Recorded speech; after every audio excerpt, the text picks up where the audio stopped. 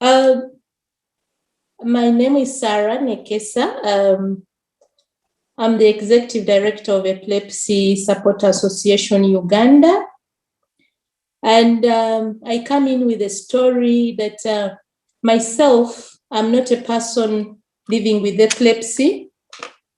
However, I borrow a very strong drive from a very strong person called Mugarura Augustine, who founded this organization 23 years ago. So I have been living with a niece who was suffering from epilepsy. But before that, we thought it was demons or witchcraft because I didn't have any information surrounding epilepsy at all. But then I find myself working with this organization as an accountant in the beginning. Then I'm faced with this very situation of seeing and serving people with epilepsy in Uganda. My first episode of seeing a person have a seizure, an actual seizure when I was serving with this organization was when we had gone to do an outreach in western part of Uganda.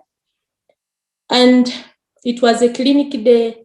So there were these two children from two different mothers, and they had come for medication and care from that clinic.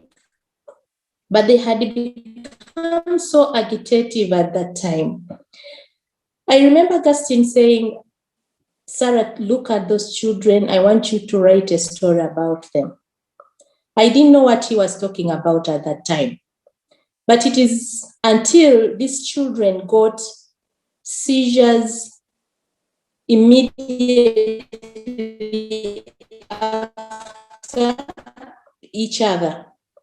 I would come out and then go back into a seizure. For me, at first, of course, this was a very frightening situation. But then Augustine looks in my eyes and says, go and help them.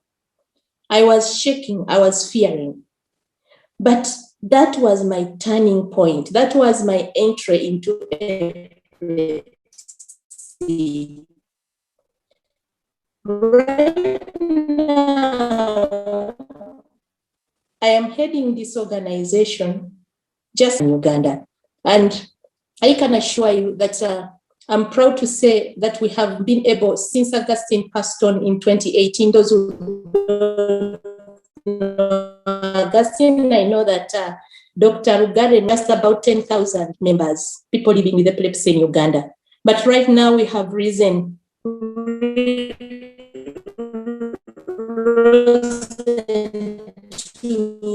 20,300 now. And we are still looking forward to raising awareness. And before we went into the lockdown, we are raising awareness mostly in schools.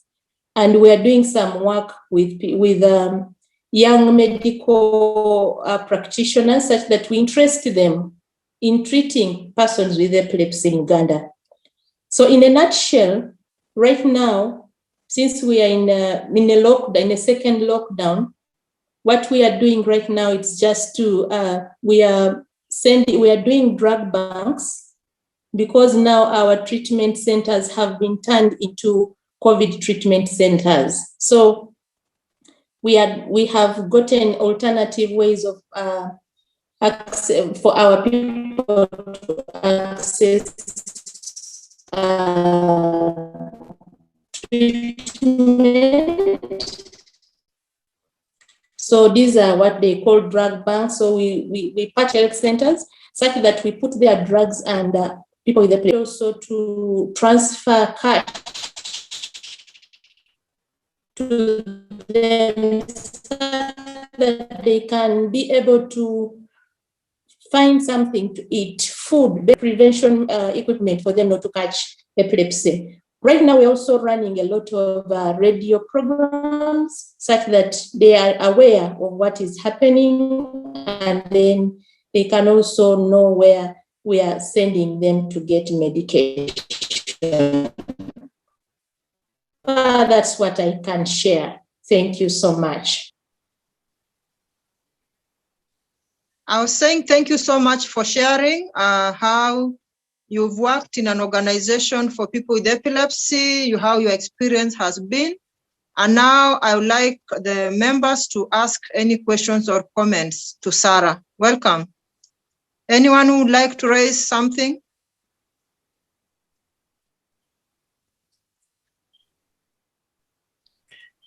Yes, thank you, Musimbi.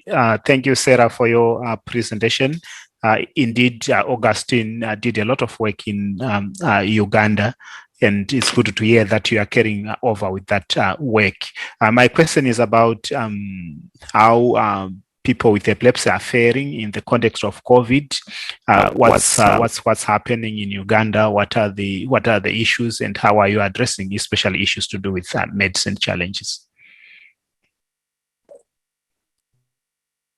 Yeah, thank you so much, Doctor. Like I said, we are facing a second wave, and we are under the second lockdown in Uganda right now. We are under total lockdown, and accessing now medical facilities and care is now a problem, because transport has been stopped. Public transport has been stopped in Uganda, and all the mental health departments which have been treating people with epilepsy recovery centers. So it is, as we work now, it is very challenging, because we realize now that, of course, much as we had shortages before, but now even access to care